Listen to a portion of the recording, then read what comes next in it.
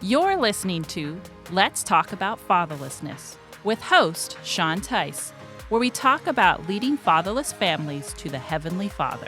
Hey, I'm Sean Teis. Thanks for coming back to Let's Talk About Fatherlessness. I'm excited to have our guest today, Darrin Gray from Athletes in Action. So great to have you today. Well, great to be with you.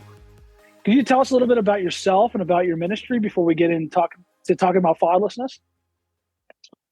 Well, where to begin? So I think of it sort of as influencing the sports influencers that can influence the world for Christ. So I find myself in the midst of NFL players, coaches, and alumni a lot, finding ways to connect with them and connect with their own hearts, right? How do they relate to their own families, their teams, the community, and so many of them now, Sean, as you know, we're fatherless. We're in terms of an intact family, stepdads, foster kids, adoption, foster, all the complexities that can be involved in this fatherless process. But spending time with them, connecting with their hearts, and ultimately trying to guide them to a deeper relationship with Christ. Yeah, you and I connected on social media a few years ago, and then we met up in, I think, Indianapolis area while we were there for our ministry. Is that where you're based out of? You're in Indianapolis? Or were you just there for ministry? No, Indy is where I grew up. Indiana is home. Okay, that's wonderful. And so you've been doing this for a long time. How many years have you been with Athletes in Action? Well, 5 with Athletes in Action, but I've been in the fatherless field for 20 years now. Yeah, I intersected with a guy that some of your listeners may know about, now retired NFL head coach Tony Dungy, when he became the head coach here in Indianapolis. Mm-hmm. And I got very involved as a stakeholder and a volunteer in his National Fatherhood program, now called All Pro Dad. And so ended up going to work for them full time for 11 years. I was a practitioner deep down in the field and found ways to see what we could do to help address this systemic issue in our society. Yeah, I've met Mark Merrill before from there, from All Pro Dads. It's great organization. Tell us more about that, just real quick. Just tell the viewers if they haven't heard of it. I'm sure they have, but they haven't. Yeah, I remember sitting in a conference room and writing these words: "Give me an hour a day, right? Give me a month a year," and finding ways to get guys. I blew that, but give me a minute a day, an hour a month, and a day a year. The idea is the minute a day is, plug into some daily fatherhood content. Give me an hour a month. Hey, plug into an All Pro Dad chapter, now of which there are more than 1,000 all over America. I remember when there were none.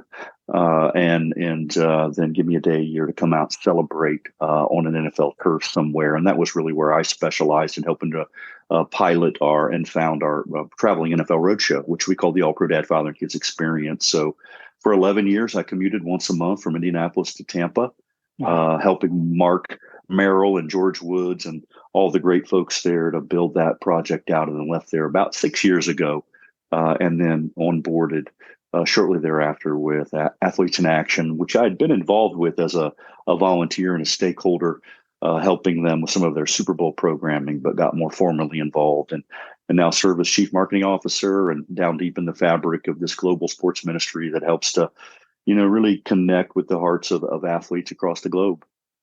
Now, tell us, if you follow you on social media, you'll see you got the flashy side, the Super Bowl breakfast, the different things. Tell us about that, but also tell us about the day-to-day with Athletes in Action, the discipleship and the things that go on there. Can you tell us about the flashy, but also the day-to-day? Sure. We have 3 signature events, and I help to guide some of those. We have Super Bowl breakfast. That's the Bart Starr Award, NFL sanctioned program at each Super Bowl, 36 years in the making, and honored to be deep down in the fabric of that, helping to co-produce some of the programming as well as some of the business side of that.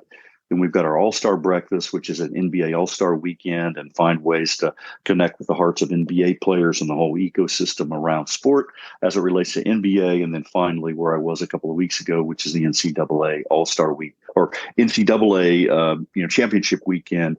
And that's our Wooden Keys to Life, which builds upon Athletes in Action's longstanding relationship with the Wooden family. In fact, we're building the Wooden Family Fieldhouse in Xenia, Ohio right now.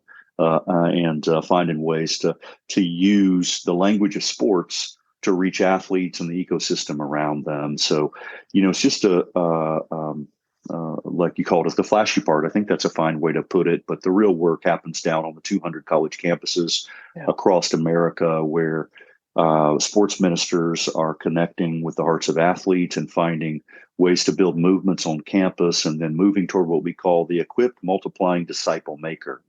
In other words, once someone's saved and they begin to come along on the journey and they move away from their former life, hey, how do we guide them so that they then can also become a leader in the faith and an equipped, multiplying disciple maker so they can make more disciples? And that's how evangelism, I think, moves to discipleship. And that's really what Athletes in Action has been about for over 50 years.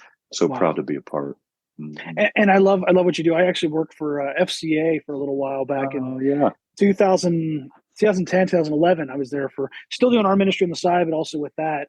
And I saw some of the nuts and bolts of that. Are you guys very similar to FCA, similar work? You guys are more on college campuses, or?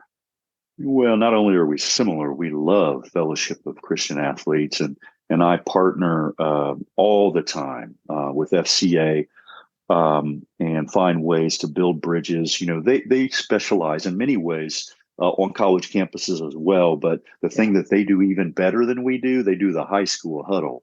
Like, they just do such a great job of having a foothold inside of American public schools. And that's so valuable. We overlap on many campuses. In fact, many campuses is called FCAIA, where we actually co-locate with space. We share resources. We recently ran an event with Tim Tebow where we came together. We did our programming because we're all addressing the athlete, and then I call it the ecosystem around sport, which is family and teams and community. So we think highly of them, along with InterVarsity and professional athlete outreach and Nation of Coaches. And so I really specialize in being able to work across all of the ministry organizations and find ways to build common ground. I'm great at partnerships and finding ways to create fertile ground so that we can address the deeper needs of athletes, which is mental, physical, spiritual, and get down and deep. In fact, I wrote a book about it. It was called The Jersey Effect with Tony Dungy and others. And really, we get down deep in the fabric of what influence actually is, why athletes tend to have a little bit more of that because of their role inside of a school or a community, and then how they can live for Christ and ultimately reach more people because of the platform that God has put them on. Now, I completely agree with you about the partnership. I mean, I went up to Pennsylvania to do the North Central Pennsylvania FCA chapter, close to Penn State. So I partnered with an Athletes in Action guy there at Penn State. Yes. And he was showing me the ropes. He had been there for a long time. And so, the great ministry. Now shifting gears over to fatherlessness. There are a lot of fatherless athletes out there that I think a lot of them, they find their outlet in sports. They're able to even channel their anger and aggression through sports. Speak to that, what you've seen about fatherlessness over the years. I'll do it by way of a story. So I can remember working with Tony and Mark Merrill, who you mentioned earlier, and helping to craft some of the top 10 ways to be an all-pro dad. Like, how do we think about this? And we put these on the back of a T-shirt, and we ran an event up at the Colts complex. And afterward, Tony passed these out to some of the players and connected with the community. But afterwards, one of the players came up to Tony and he read through the top 10 things, and he said, "Hey, Tony, I've never done a single one of these things with my dad. In fact, I don't know who my dad is." And it was things like, we were trying to normalizing what it means to be a good father. Hey, good dads eat with their kids, right? Good dads pray with their kids. Good dads do these things, right? And so it was a real important moment, right? As we began thinking about how to guide the program, not just to speak to good dads that want to be better dads, but how do we also address this intractable issue that America and other countries, quite frankly, are facing, and find ways to insert mentors and other sustained strategies that help men that need to grow up and find ways to father their children hey, and we no longer, it was, hey, love your wife. No, well, love the wife of your kid, right? Because so many of these guys, and this was your question, they're not married, but they might have children. And so, how do we think differently? How do we allow that to help us to understand how to serve them and connect with them? And that's really what my heart got captivated by. In fact, that sort of precipitated, in some ways, my move from all pro dad, where I was needed to run business practice and work toward athletes in action, where a significant part of what I do is to minister directly to athletes and connect with their hearts and ultimately guide them into a deeper saving relationship with Christ. So that's probably, the heart of it. What are some practical things you guys did then? Once that guy said that to you, what are some practical things what was your response to him? Or was that to Tony Dungy? The response Yeah, you had well, to that? he said it to Tony, but Tony has told it, with me and many others on stage many times, because it helped to just slow us down, right? Sometimes before you speed up, you got to slow down a little bit. Yeah. And so that just made us think about, hey, how do we do programming that addresses fatherhood inside of the league itself? So I helped to form a strategic relationship with the NFL to pilot programming that we do each year at the Super Bowl. That program continues on and lives on after me, almost 10 years in the making, where we ran the All Pro Dad Father and Kids experience, but for NFL players only. And so we began to draw them together and take the time to slow down and listen to them and understand, like, you're not all coming from the perfect little intact biological family, but we want to be attentive to who you are and how it is that you might need to be ministered to. And in our case, some of the practical things, as you were addressing, is, look, they can't go to church every Sunday. They're doing something else. They're playing a football game. So we began teaching about, okay, what does Sabbath mean? How do we think about addressing the differences that might be in your life versus another household down the street? And then just being really attuned to the fact that we needed to show them other role models that they could look up to and demonstrate through Dungy's Diary, for instance, which was a multimedia platform that we began to create. Like, hey, how does Tony do it? And that helped to give a trusted figure, one of the most trusted men in America. How do we address that to allow them to say, hey, I ought to do better. And how can I do that? And so, it's teaching them simple things like, I believe in you because I love you, because I'm proud of you, because, like, when's the last time you stopped and paid attention to your child, right, in a really unique way, not giving them a gift. But this is back to your unique questions. Like, you have money now, you're playing in the league. Like, how do we slow down and go, hey, it's less about gifts and it's more about speaking to their really emotional need and teaching them little techniques that they could use to take back into their families, to get better, to listen better, to connect better. And it was everything from chore charts and just things like normalizing things that they miss because they didn't grow up with an intact family. So I don't have all the materials right here with me, but I remember constructing a lot of that curriculum and just thinking about it differently, and then bringing on 60 NFL players, coaches, and alumni, which would then help us to make sure that the NFL programming was kind of hitting the mark. And then, of course, we had our broader programming for all of America, some of which was applicable, but there were some differentials. I think I addressed a couple of those there. Now, with the pro sports, have you seen where some of the organizations, the NFL, NBA, MLB, are they doing anything? Because I know they have a lot of athletes that come in that are fatherless. Is there anything that they're doing? I mean, it might not be spiritual, but mentoring wise? Yeah, I do see a number of initiatives going on. The NBA is as a player engagement director now. That's a new thing that the NFL began to pilot and pioneer, and I think the leagues are kind of watching each other and finding ways to make sure that they're addressing sort of the social, emotional, and the overall wellness needs of athletes.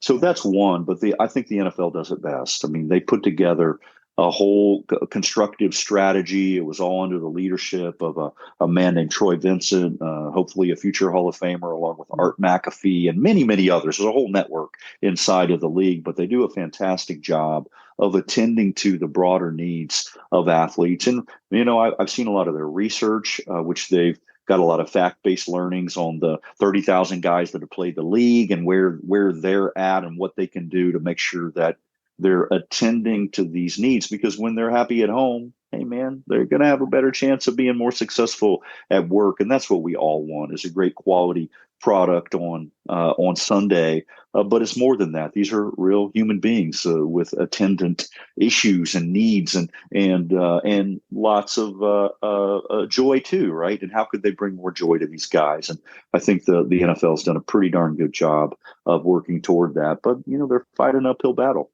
Right. They might not say it this way, but there's sin in the world, right? There's brokenness, there's pain, there's challenges. This fatherless epidemic, it's intractable, right? That last verse in Malachi is there for a reason. And if you kind of think about, Malachi 4:6, right? One day there will come a prophet formed in the image of Elijah who will turn the hearts of the fathers to their children and the hearts of the children to their fathers. And if that doesn't happen, there will be hell to pay.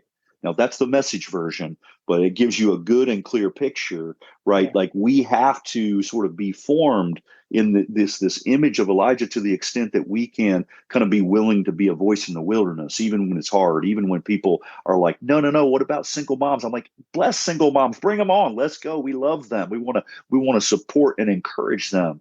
But the most ideal form of family, we believe, right? Mother, father, coming together, forming a unit that ultimately raises up their children. So I know that our work will never be done. You're in this space too, so you get it. I hope I'm not being overly pointed with my words, but this is hard stuff.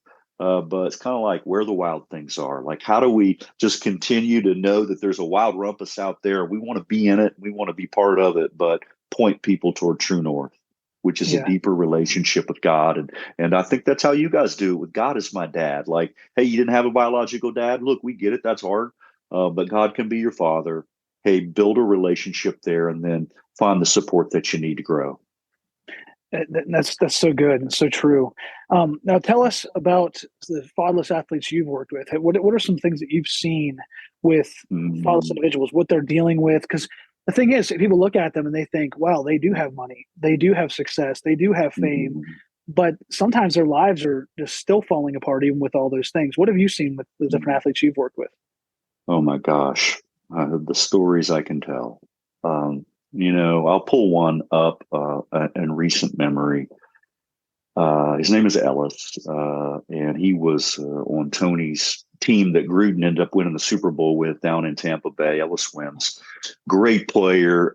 You had Warren Sapp on one side, and you had Ellis on the other, and these guys were tackling machines, right? And Warren's in the Hall of Fame now, and Ellis tells these stories and about how the criticality of my relationship, Tony's relationship with him, helping him. I used the word earlier, sort of normalize like what it meant to be a good dad. And now Ellis, in fact, just a couple of weeks ago, he texted me sort of out of the blue, and it kind of blew me away. I'm like, he was just like, Darrin, thank you. And it was some really specific language about the things that I had done that he had actually heard, he'd latched onto. I had taken him to the Holy Land on a tour. I do Holy Land tours with the NFL players, and that's super interesting. And I really love that to teach and guide and mentor. But in particular, I spent a lot of time with Ellis, and he just kept showing up. Like he just like every time I would call him about a program or an event or a strategy, he's like, man, I'm in, whether it was digital or in person. One time he even flew back early from Houston to get back to Tampa to do a thing at his own expense. And so I'm like, okay, this guy is paying attention. And I quickly began to learn who he was, and he didn't have a good dad. And his situation wasn't ideal. And so he really was watching me and how I attended to him with respect and love, and told him I was proud of him and noticed him and saw him, right? People want to believe and belong. They want to be part of something greater, and kind of gave him some role and a purpose. And so over time, that relationship has blossomed such that he's like, man, like your coaching has been really valuable. And I don't say that to, celebrate who I am. It's Christ in me.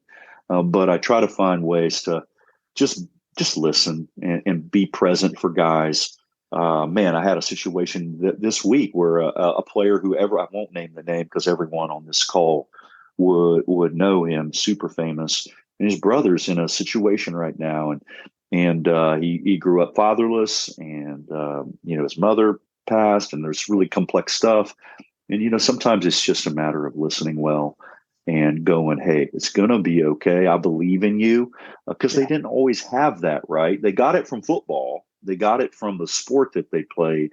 But in life itself, like for who they are, not for how they played. And that's identity work. And that's at the heart, if you want to think about it, of what I really do to help them understand that there's a good God and they can be all that they want to be, right, in Christ. And so that's my story. What do you say to an athlete? I mean, what do you about identity? Where do you start there? I mean, what would you, like, they come to you and they say, hey, I didn't have a dad, and I feel empty inside. Where would you start? I start with questions. Rather than try to have some prescribed programmatic around identity, it's not about who you are, it's about whose you are. Like, all that's true, but whoosh. For me, it's just, tell me about that. How does that feel? What are you learning? And oftentimes you'll find that they just performance is the thing, that they've just grown up, and there's this they've got regret about the past, they've got anxiety about the current. Am I going to lose my job? There's this constant state of unrest. And when you're assured of who you are and whose you are, right, you can rest easier. And so I take them back to verses like 2 Timothy 1:7, right? We're not to have timidity nor fear, but power and love and self-discipline. And I talk about those things and the interrelationship between them, and some of the definitions, some of the translations of that great little verse from Timothy talk about having a sound mind. And I go, let's talk about that. How do you think?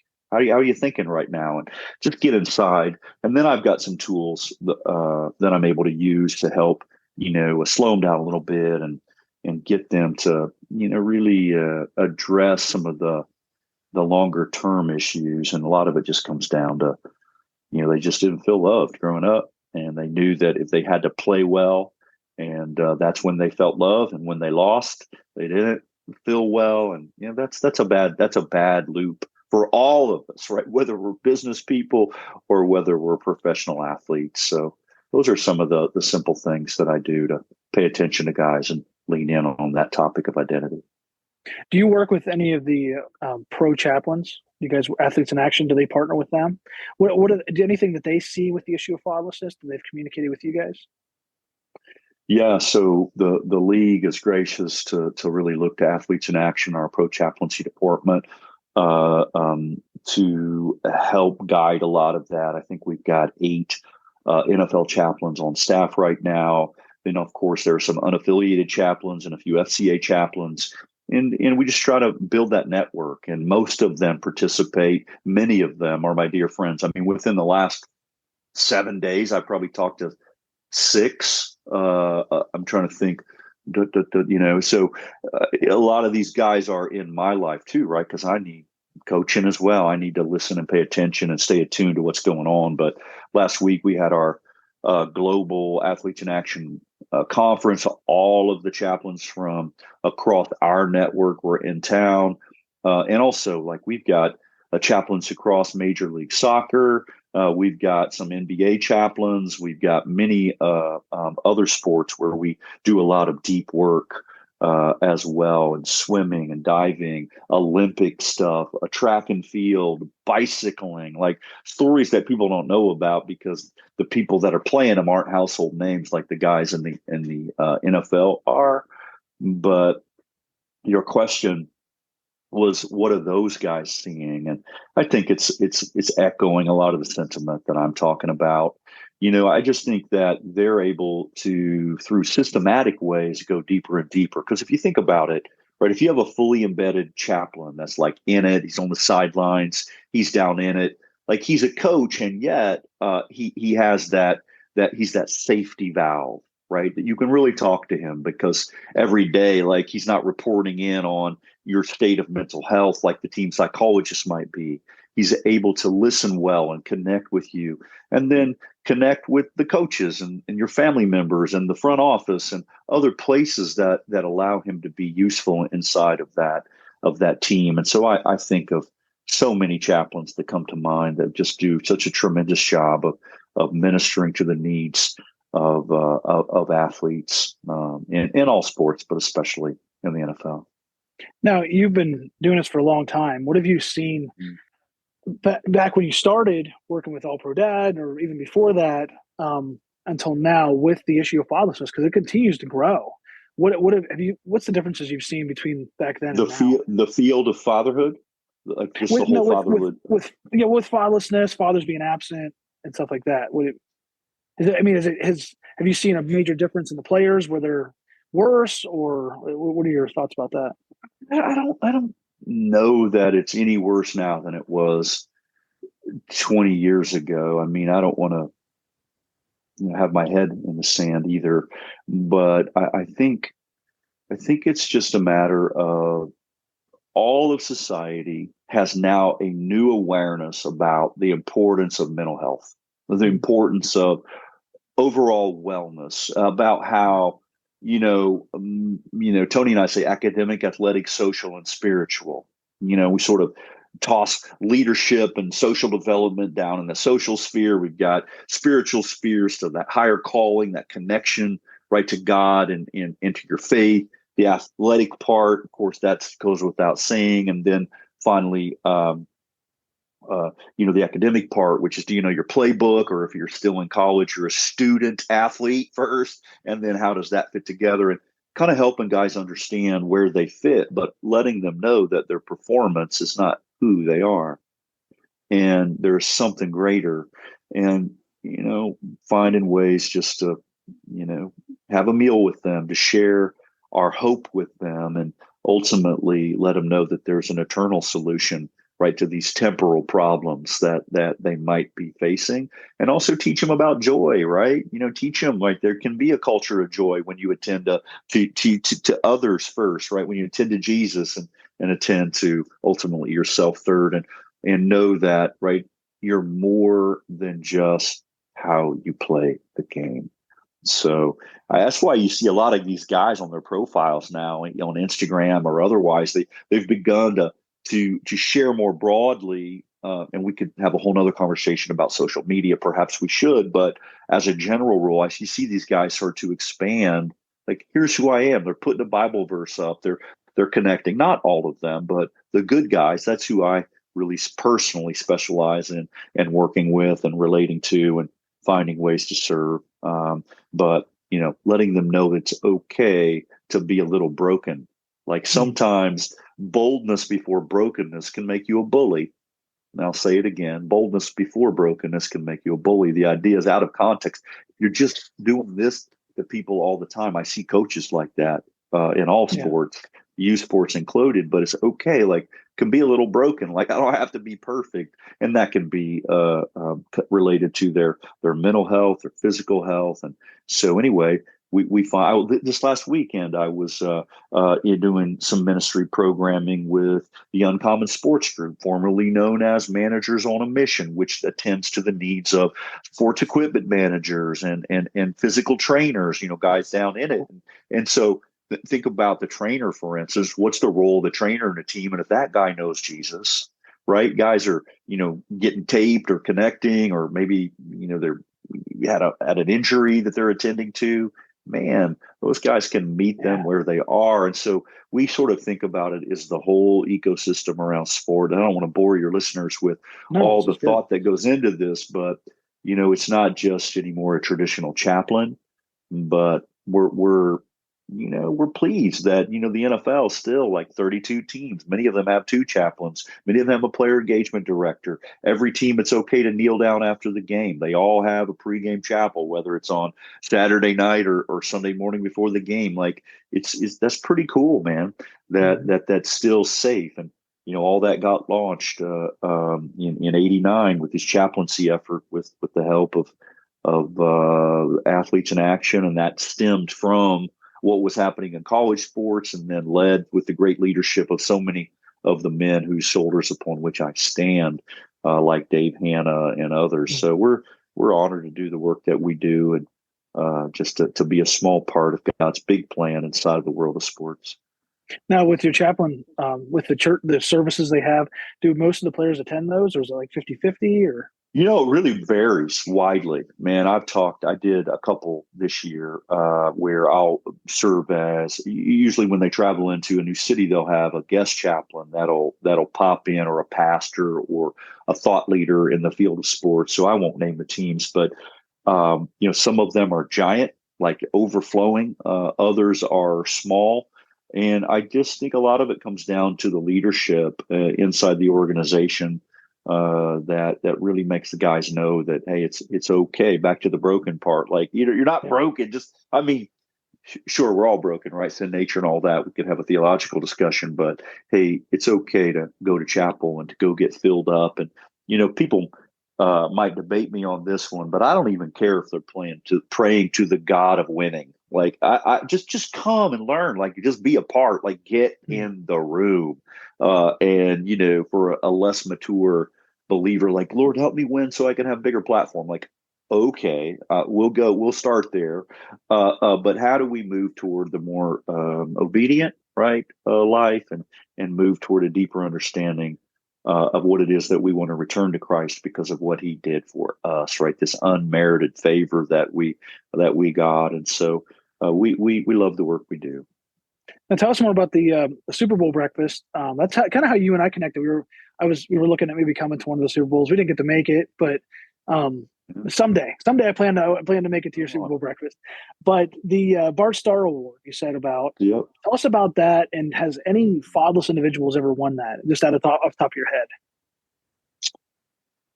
Yeah, many. Warwick Dunn won it. I think of him immediately. Anthony Munoz was fatherless, functionally fatherless, greatest Mexican American, or Latino to ever play the game of football. Wow. Both of those guys come immediately to mind.